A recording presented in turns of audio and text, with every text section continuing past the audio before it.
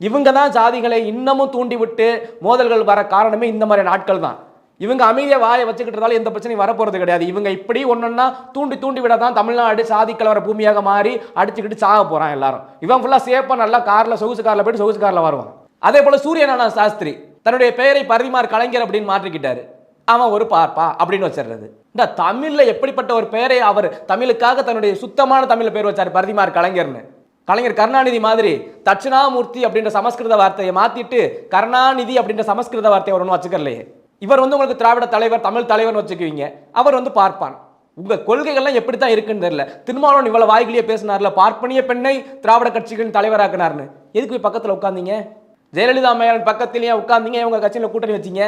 திமுகவே இப்படி தூக்கி பிடிச்சி பேசுறீங்களா? இன்னை வரைக்கும் உங்களுக்கு என்ன போடுறாங்க? பிளாஸ்டிக் சேர் தான். அந்த அம்மா யாரையும் அருகில கூட உட்கார வைக்க மாட்டாங்க. சம் டிஸ்டன்ஸ் இருக்கு உட்கார, அமைச்சர்களே உட்கார்றதுக்கு. உங்களை அருகில தம்பி அப்படின்னு சொல்லி உட்கார வச்சாங்க கையை பிடிச்சு. அது நீங்க பேசுற பேச்சு இதுதானா?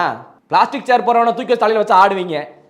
சமமா உங்களுக்கு உரிமை கொடுத்தவங்களை இப்படி பேசுவீங்க. உங்களுக்கு சமமா உரிமை கொடுத்தது ஒரு பார்ப்பனிய பெண்ணு தான்.